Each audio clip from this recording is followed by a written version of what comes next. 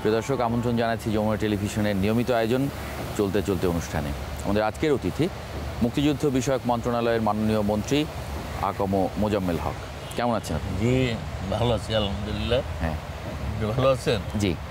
আপনার জন্ম হয়েছিল যে দেশ ভাগের 1 বছর আগে, 46-এ। হ্যাঁ, 46 সালে। আসলে 45 সালে মূলত তখন তো সার্টিফিকেট আমাদের ওইভাবে জন্ম তারিখ লিখতো না, মেনটেন করতো, স্যারেরা লিখে দিতেন। পড়াশোনা কোথায়? আমি পড়াশোনা করেছি প্রাইমারি স্কুলে আমাদের গ্রামের পাশেই কাছাকাছি দিরাশ্রম প্রাথমিক বিদ্যালয়, এবং পরবর্তীকালে সেখান থেকে আমি স্কলারশিপও পাই, এবং পরবর্তীকালে আজকে যেটা সরকারি গভর্নমেন্ট হাই স্কুল রানী বিলাসমণি, সেই রানী বিলাসমণি উচ্চ বিদ্যালয়ে লেখাপড়া করেছি। সেখানে হোস্টেলে থেকে পড়াশোনা করতাম। আচ্ছা, আপনার ভাই বোনরা কি একসঙ্গেই বড় হয়েছেন? হ্যাঁ, আমরা সবাই বাড়িতেই, গ্রামের বাড়িতেই আমরা বড় হয়েছি। এবং আমি লেখাপড়া শেষ করে যখন 62 সালে জগন্নাথ কলেজের ছাত্র ছিলাম, ওই সময় এদেশের শিক্ষা হামিদুর রহমান শিক্ষা কমিশন রিপোর্ট যেটা, সেটা প্রকাশিত হয়। তার বিরুদ্ধে বাংলাদেশের তৎকালীন পূর্ব পাকিস্তানের ছাত্র সমাজ গর্জে ওঠে, সেটা প্রত্যাখ্যান করে। মূলত তখন একটা বড় ছাত্র আন্দোলন হয়।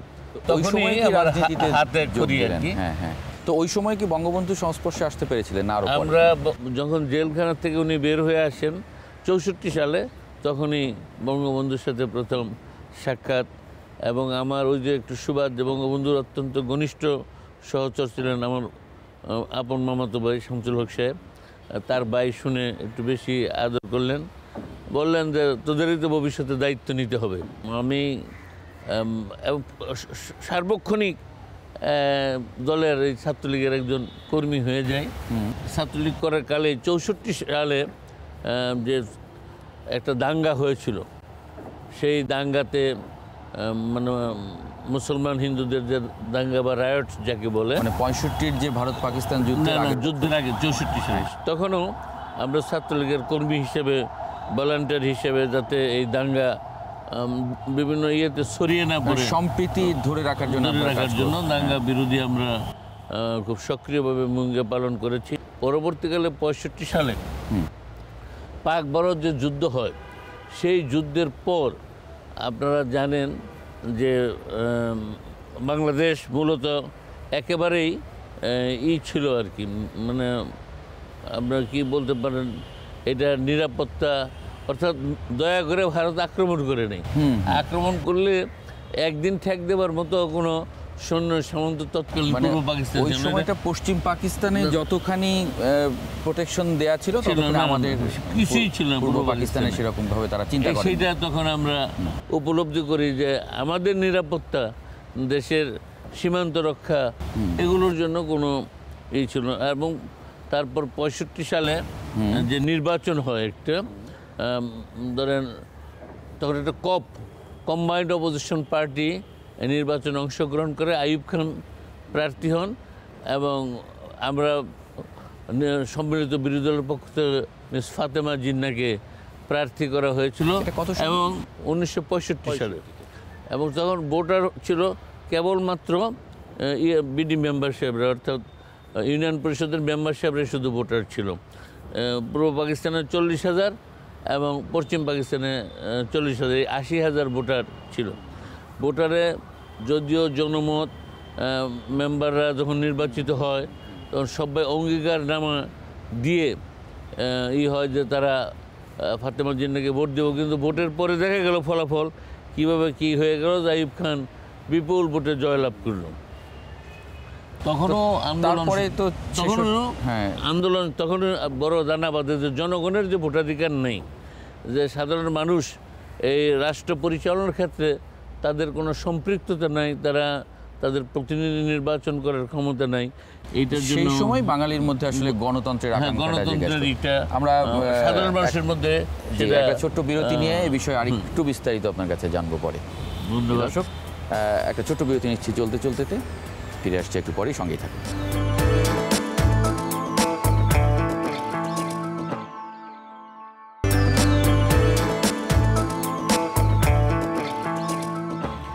বিরতির পরে আরেকবার স্বাগত চলতে চলতে অনুষ্ঠানে। আমাদের সঙ্গে আজকে আছেন মুক্তিযুদ্ধ বিষয়ক মন্ত্রণালয়ের মাননীয় মন্ত্রী আকম মোজাম্মেল হক। জি, আমরা যে প্রসঙ্গটিতে ছিলাম, আপনার বেড়ে ওঠা ছাত্র রাজনীতি, রাজনীতিতে সক্রিয় হয়ে উঠলেন ঢাকায়। এরপরে 7ই মার্চে বঙ্গবন্ধুর যে ডাক, সেখান থেকে একটু শুরু করতে চাই। 7ই মার্চে বঙ্গবন্ধুর বক্তব্যটা এটা এত কূটনৈতিক দূরদর্শিতা, রাজনৈতিক দূরদর্শিতার প্রমাণ একটা অংশ কেউ তেমনভাবে উল্লেখ করেন না। সেটা হচ্ছে বঙ্গবন্ধু বলেছেন, তিনি 4টে শর্ত দিয়েছেন যে আমার দাবি মানতে হবে। প্রথম সেই দাবিটা কি, যে মার্শাল ল উইথড্র করতে হবে, যে সামরিক আইন প্রত্যাহার করতে হবে, সেনাবাহিনী থেকে ব্যারাকে ফেরত নিতে হবে, জনপ্রতিনিধিদের কাছে ক্ষমতা হস্তান্তর করতে হবে এবং যাদেরকে হত্যা করা হয়েছে তাদের বিচার করতে হবে। তাহলেই আমি বৈঠকে বসবো, গোলটেবিল বৈঠকে, না হয় আমি বসবো না। তারপরের অংশে আবার তিনি বলেছেন যে আমি যদি হুকুম দিবার নাও পারি, তোমাদের যার যা কিছু আছে তাই নিয়ে শত্রুর মোকাবেলা করবে। অর্থাৎ তিনি আমাদের স্বাধীনতা সংগ্রামকে যাতে কোনো মতেই সারা পৃথিবী বিচ্ছিন্নতাবাদী আন্দোলনের সাথে তুলনা করতে না পারেন, সেই জন্যই তিনি এই কথা বলেছেন। ভাষণ থেকে এক ধরনের দিক নির্দেশনা পেলেন। দিক নির্দেশনা পরিপূর্ণভাবে ছিল। গাজীপুরে আমরা দেখি সশস্ত্র প্রতিরোধ কমিটি, 19 মার্চ, যেটার আহ্বায়ক ছিলেন আপনি। আমি ছিলাম। সেটা 2 তারিখে আমরা গঠন করেছি। প্রথম হয় বোধহয় বাংলাদেশে, বাংলাদেশে একমাত্র, আর কোথাও হয় নাই। 26শে মার্চের আগে ঢাকার নিকটবর্তী যে জয়দেবপুর ক্যান্টনমেন্ট, যেটা Gazipur, second east Bengal regiment থাকতো, যে ঢাকা এই যে সেন্ট্রাল অর্ডিন্যান্স ডিপো যেটা ছিল, সেখানে অস্ত্রের স্বল্পতা দেখা দিয়েছে। সেই অজুহাতে বাঙালি রেজিমেন্টের সমস্ত অস্ত্র তারা ঢাকাতে নিয়ে আসবে। এই কথা 17 তারিখে আমরা বঙ্গবন্ধুর জন্মদিনে এসেছিলাম। লক্ষ লক্ষ লোক বঙ্গবন্ধুর জন্মদিনে তাকে অভিনন্দন জানাতে এসেছিল। তারপর যখন আমি এই কথাটা বললাম যে এরকম একটা খবর আমরা শুনছি, আমাদের কি করব, বঙ্গবন্ধু এত জোরে ধমক দিয়েছিলেন আমাকে, মনে হয় যে সারা রুমটা কাঁপতেছিল। একটু পায়চারি করে বললো যে এখনও বলে দিতে হবে, তো কী শিখছিস এতদিন। তারপরে বললো যে তাদেরকে যে কোনো মূল্যে, ইংরেজিতে প্রথম বলেছিল, you have to resist them at the cost of anything, যে কোনো মূল্যে তাদেরকে প্রতিহত করতে হবে। আমরা যখন খবর পেলাম যে ব্রিগেডিয়ার জাহাঙ্গীরের নেতৃত্বে তারা সেকেন্ড ইস্ট বেঙ্গল রেজিমেন্টকে নিরস্ত্র করার জন্য তারা চলে এসছে, তখন চারিদিকে আমাদের নেতা কর্মীদেরকে পাঠিয়ে দেই এবং তারা, সেদিন ছিল শুক্রবার, তারপর আস্তে আস্তে জুম্মার পরে প্রায় 2টার মতো বাজে আমরা অনেকগুলো অবরোধ সৃষ্টি করি যাতে ব্রিগেডিয়ার জাহাঙ্গীর যেতে না পারে। কিন্তু আপনারা তো তখন নিরস্ত্র ছিলেন। নিরস্ত্র ছিলাম, গাদা বন্দুক, আমাদের অস্ত্র ছিল। সশস্ত্র বাহিনীর বিরুদ্ধে এরকম একটা প্রতিরোধ কমিটি করলাম আমরা, কিন্তু তাদের কি ছিল? বন্দুক ছিল, দোনালা বন্দুক ছিল অনেকের, তারপরে অস্ত্রপাতি দেশীয় যে অস্ত্রগুলো, ব্যক্তিগত অস্ত্র। আর আমরা ওই দিন করেছিলাম যে টাঙ্গাইল থেকে একটা কনভয় রেশন নিয়ে জয়দেবপুর আসতেছিল, আসার পথে তখনও তো আনুষ্ঠানিকভাবে স্বাধীনতার ঘোষণা হয়নি। না, ঘোষণা হয়নি।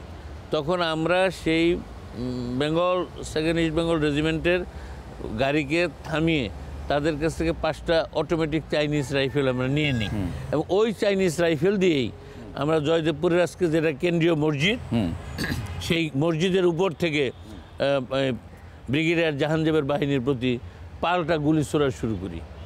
এইভাবেই সম্মুখ এটা একটা যুদ্ধ হয়েছে, যদিও আমরা আধা ঘন্টার বেশি টিকতে পারি নাই। ওই সময় তো আমরা একটা সশস্ত্র সংগ্রাম শুরু করেছি সশস্ত্রভাবে। আগে প্রতিরোধ করা হতো কেবল অস্ত্রের মাধ্যমে নয়, মানে জনগণ দিয়ে। আমরা জনগণ, ব্যারিকেড এবং সেই সাথে অত্যাধুনিক চাইনিজ রাইফেলও ব্যবহার করেছিলাম, দেশি বন্দুক ব্যবহার করেছিলাম।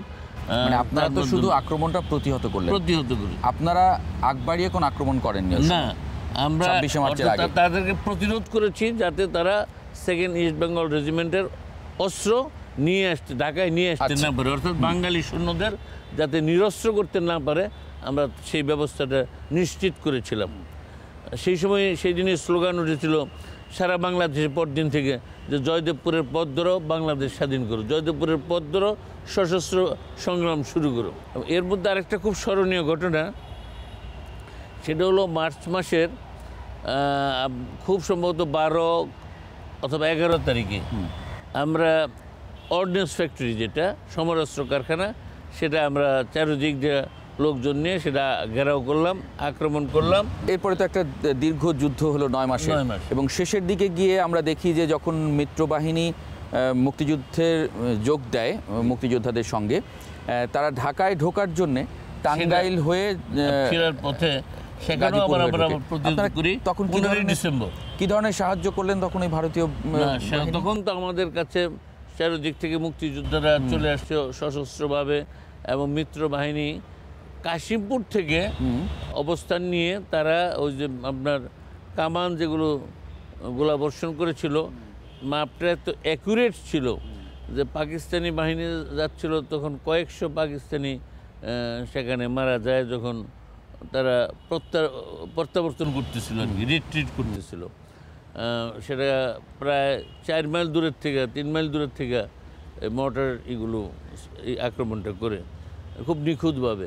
মুক্তিযুদ্ধটা করেছেন জয়দেবপুরে নাকি ঢাকায়ও আসতেন মাঝে মাঝে? আমার জয়দেবপুরেই মূলত। তারপর আমি যখন ট্রেনিং ক্যাম্প শুরু হয় আমরা তো প্রথম চলে যাই, পরে আমার উপর পূর্ণ দায়িত্ব পরে আমি ক্যাম্প চিফ হিসেবে সেটাকে পরিচালনা করি। কাজেই বাংলাদেশের অভ্যন্তরে আমার যুদ্ধ করা হয় নাই, আমাকে বাইরে থেকে ট্রেনিং দিয়ে তাদেরকে বাংলাদেশের ভিতরে পাঠানো, এই দায়িত্বটাই মূলত আমি পালন করেছি। আচ্ছা, 9 মাসের যুদ্ধে একটা দেশ স্বাধীন হয়, এরকম তো ইতিহাস পৃথিবীতে কোথাও নাই। কাজে মানুষের, আমাদেরও একটা ধারণা ছিল হয়তো 15-20 বছর এই লড়াই চলবে, কিন্তু অনেক মানুষকে, প্রায় 30 লক্ষ মানুষকে তো হারাতে হয়েছে, সেটাও কিন্তু খুব কম না। সেটা তো বিশ্বে এরকম নজিরও নাই। সেজন্য যে এটা একমাত্র সম্ভব হয়েছে, যদি আমাদের প্রতিবেশী রাষ্ট্র ভারতের কাছ থেকে না পেতাম, তো পাকিস্তানের যে দুর্ধর্ষ সেনাবাহিনী, এরা যে প্রশিক্ষিত সেনাবাহিনী ছিল, তাদেরকে বিশ্বের সেরা সেনাবাহিনী হিসেবে তাদের তখন মনে করা হতো। জনগণের সমর্থন ছাড়া কোনো আন্দোলনই হালে পানি পায় না। যেমন আমি এই বর্তমান অবস্থার প্রেক্ষিতে এই যে জঙ্গিবাদ, এই বিষয়টি নিয়ে আরেকটু বিস্তারিত জানার আছে। আমরা একটা ছোট্ট বিরতি থেকে ঘুরে আসি। দর্শক, এ পর্যায়ে একটা ছোট্ট বিরতি নিচ্ছি, চলতে ফিরছি একটু পরেই, সঙ্গেই থাকুন।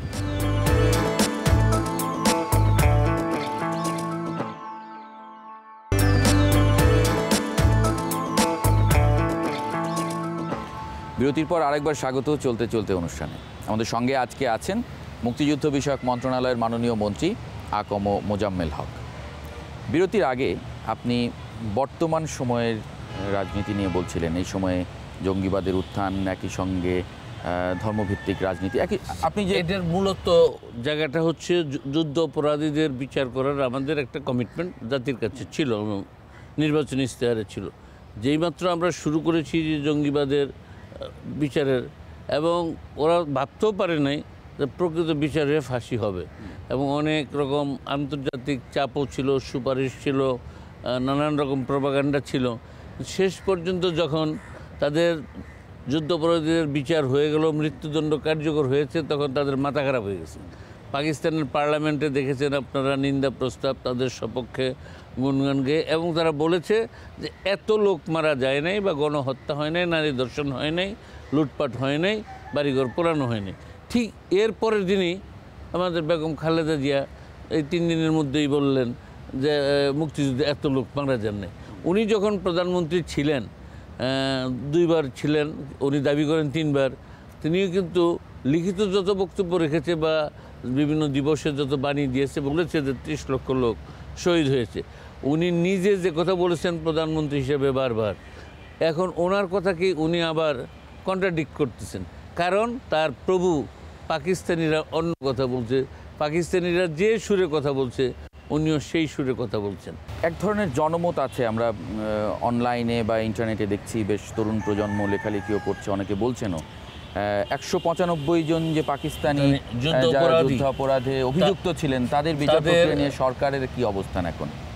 সরকার যখন তারা নিয়ে যায়, তারা কিন্তু লিখিত দিয়ে মুচলেখা দিয়ে গিয়েছিল যে তারা তাদের দেশে তাদেরকে নিয়ে তারপর বিচার প্রক্রিয়া করবে, এখনো পর্যন্ত করে নেই। যাই হোক, এটা ধামাচাপা ছিল তাদের এই সমস্ত কর্মকাণ্ডে, তাদের পার্লামেন্টে নিন্দার কারণে এখন মানুষের মনে আবার সেই প্রশ্ন আসছে যে আচ্ছা, এখানে সরকারের কি অবস্থান? সরকার কি সেই আমরা দাবি ভাবছি যে শক্তভাবে সেই করছে? 195 জন যুদ্ধ অপরাধীদের বিরুদ্ধে এখন আমাদের দেশের আন্তর্জাতিক অপরাধ ট্রাইব্যুনালে গিয়ে বিচার করা সম্ভব। যদি সম্ভব না হয় তাহলে আমরা আন্তর্জাতিক ট্রাইব্যুনালে সেই বিচারটা উত্থাপনের কথা আমরা ভাবছি। এবং সেই সাথে জামাত একটা জঙ্গিবাদী দল হিসাবে এবং মুক্তিযুদ্ধের বিরোধিতা করেছে। এটা জাতির প্রত্যাশা যে এদেরকে নিষিদ্ধ করা হোক, এদের সম্পদ বাজেয়াপ্ত করা হোক। যে অবৈধ যত সম্পদ, যুদ্ধাপরাধীদের সম্পদ, এটা রাষ্ট্রীয়ভাবে নিয়ে সেটা এবং মুক্তিযোদ্ধাদের দাবি, মানে মুক্তিযোদ্ধারা বারবার মিটিং করে দাবি করছে যে যুদ্ধাপরাধীদের সম্পদ বাজেয়াপ্ত করে মুক্তিযোদ্ধাদের কল্যাণে সেটা ব্যয় করা হোক। তো আমরা নিশ্চয়ই এই সংসদ অধিবেশন শুরু হলে সে ব্যাপারে গভীরভাবে কোনো কি বিল আসছে? বিল এখনও তৈরি হয় নাই, আমরা আলাপ আলোচনা করছি। যদি পাকিস্তান এর মধ্যে তাদের কৃতকর্মের জন্য দুঃখ প্রকাশ না করে তাদের সাথে আমরা কূটনৈতিক সম্পর্ক রাখা উচিত কি উচিত না, কারণ মুক্তিযোদ্ধারা বারবার দাবি করছে। এই কথা বলার পর আমাদের বাঙালিদের সর্বোচ্চ বা সর্বশ্রেষ্ঠ অর্জন হচ্ছে আমাদের মুক্তিযুদ্ধ। আমাদের মুক্তিযুদ্ধকে যারা অস্বীকার করে তার সাথে আমার তো কূটনৈতিক সম্পর্ক রাখার সুযোগ নেই। যে আপনি তো কিছুদিন আগে একটা অনুষ্ঠানে বলেছেন জিয়াউর রহমান বাই চান্স মুক্তিযোদ্ধা, তিনি একজন সেক্টর কমান্ডার ছিলেন এবং সেগুলো তিনি বলে খেতাবপ্রাপ্ত। সেটাও আমি বলেছি যে অনেকে যেমন খন্দকার মুস্তাকও আমাদের পররাষ্ট্রমন্ত্রী ছিল। এখন জাতি কি তার মুক্তিযুদ্ধের সময়কার অবদানকে মনে রাখে না বঙ্গবন্ধুর খুনি হিসেবে তাকে চিহ্নিত করে?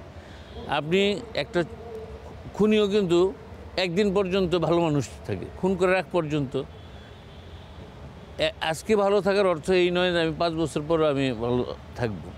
জিয়াউর রহমান যখন মুক্তিযুদ্ধ করেছে, সেটা আমার কথা নয়, টেলস অফ মিলিয়ন, এটার অর্থাৎ লক্ষ প্রাণের বিনিময়ে, যেটা তার জীবদ্দশায় মেজর রফিক লিখেছে যে যারা জোর করে তাকে নিয়ে ঘোষণা দেওয়ানো হয়েছিল, কারণ তিনি সোয়াত জাহাজের অস্ত্র খালাস করতে পাকিস্তানিদের পক্ষে করতেছিলেন, সেখান থেকে ধরে এনে তাকে দিয়ে ঘোষণা পাঠ করানো হয়েছে। তারপর সে সেক্টর কমান্ডার যখন তাকে করা হলো, এখানে বললেন যে তার নির্দেশেই মুক্তিযুদ্ধ পরিচালিত হতো, তাহলে তিনি রাষ্ট্রপতি হতেন, না হয় প্রধানমন্ত্রী হতেন, কমপক্ষে প্রধান সেনাপতি হতেন, আর 10 জনের মতো একজন সেক্টর কমান্ডার হতে দিতেন না। তার অর্থ তো তার কথাই হয় নাই, এই তার অবস্থানই তাকে প্রমাণ করে। এবং সে সেক্টর কমান্ডার হিসেবে একটা প্রস্তাব উত্থাপন করেছিল যে আমরা ওয়ার কাউন্সিল করে যুদ্ধ করব। বঙ্গবন্ধুর নেতৃত্বে যে সরকার ছিল, সৈয়দ নজরুল ইসলাম অস্থায়ী রাষ্ট্রপতি, তাজউদ্দিন সাহেব প্রধানমন্ত্রী, এই সরকারকে সে তখন অস্বীকার করে বলছে ওয়ার কাউন্সিল করব। অন্য ডকুমেন্টেড অবশ্যই। এবং সে সময় প্রথম খালেদ মোশাররফি বলেছিল যে না, এটা হতে পারে না, কারণ বঙ্গবন্ধু নির্বাচিত নেতা, পৃথিবীর কাছে স্বীকৃত নেতা, তিনি না থাকলে এটা বিচ্ছিন্নতাবাদী আন্দোলন হবে। কাজেই রাজনৈতিক সরকার ছাড়া কোনো দিন কেউ এটার স্বীকৃতি দেবে না সেই দেশকে। কাজেই এর বাকি 10 জনও একমত পোষণ করেছে, উনি এককভাবে বলেছিল ওয়ার কাউন্সিলের কথা। পরে তিনি সেটা মেনে নিয়েছিলেন। হ্যাঁ, তিনি সেজন্য যখন তাকে সাময়িকভাবে বরখাস্ত করেছিলেন এমএজি ওসমানী, তিনি সেটা ক্ষমা চেয়েছিলেন যে আমার ভুল হয়েছে। এবং মুক্তিযুদ্ধের পরেও, কোন সময়ের ঘটনা? এটা মুক্তিযুদ্ধ চলাকালীন ওই 9 মাসের সময়, সে বঙ্গবন্ধু হত্যা করার পর আত্মস্বীকৃত খুনিদের তিনি নিরাপদে খালি চলে যেতে সুযোগ দেন নাই, তাদেরকে বড় বড় পদায়নে, মানে বিভিন্ন দূতাবাসে পদায়ন করেছেন। তারপর তিনি ইনডেমনিটি বিল, যে বঙ্গবন্ধুর হত্যার বিচার করা যাবে না, মন্ত্রী পরিষদ কাদেরকে নিয়ে গঠন করেছেন? যারা যুদ্ধ অপরাধী ছিল তাদেরকে নিয়ে গঠন করেছেন। কাজেই তার মরণোত্তর বিচার, এটা জাতির প্রত্যাশা। তো এত রক্ত, এত ঘাত প্রতিঘাতে পরে একটি দেশ স্বাধীন হলো। আজকে 43-44 বছর শেষে 45-এ পা দিতে যাচ্ছে বাংলাদেশ। কোথায় দেখতে চান? এখন আমরা মুক্তিযুদ্ধ চেতনার অবস্থানে চলে আসছি, রাইট ট্র্যাকে আমরা উঠে গেছি। বাংলাদেশ ইতিমধ্যেই আপনারা জানেন পৃথিবীর মধ্যে রোল মডেল হিসেবে স্বীকৃত হয়েছে। বারাক ওবামাও তার পিতৃভূমি কেনিয়াতে গিয়ে বলেছে যে কেনিয়াকে উন্নত করতে হলে বাংলাদেশকে ফলো করো, শেখ হাসিনাকে ফলো করো। তাই আজকের এই সফল রাষ্ট্রনায়ক দেশরত্ন শেখ হাসিনা জাতিকে আবার তার মুক্তিযুদ্ধের চেতনায় ফিরিয়ে এনেছেন এবং উন্নয়নের চাকা এখন দ্রুত ঘুরছে। বঙ্গবন্ধুর 100তম জন্মবার্ষিকীতে আমরা এইটাকে মুক্তিযুদ্ধের চেতনার এবং মুক্তিযুদ্ধের যে আমাদের ছিল যে একটা শোষণহীন সমাজ ব্যবস্থা, একটা গণতান্ত্রিক রাষ্ট্র, একটা অসাম্প্রদায়িক রাষ্ট্র, মুক্তিযুদ্ধের যে চেতনা, সেই চেতনায় ফিরে আমরা একটা সমৃদ্ধ দেশের ইনশাআল্লাহ এগিয়ে যাচ্ছি এবং এখন সঠিক পথে আমরা এগিয়ে যাচ্ছি। আপনাকে অনেক ধন্যবাদ আমাদের সঙ্গে। আপনাকে অনেক ধন্যবাদ। জি, দীর্ঘক্ষণ আমাদের কথা শুনতে। দর্শক, চলতে চলতে আজ এ পর্যন্তই। আমরা আজকে শুনছিলাম মুক্তিযুদ্ধ বিষয়ক মন্ত্রণালয়ের মাননীয় মন্ত্রী আকম মোজাম্মেল হকের কথা। নিশ্চয়ই পরের পর্বে আমরা আরেকজন গুণী মানুষের সঙ্গে আপনাদের পরিচয় করে দিতে পারবো। ভালো থাকবেন সবাই। ধন্যবাদ সঙ্গে থাকার জন্য।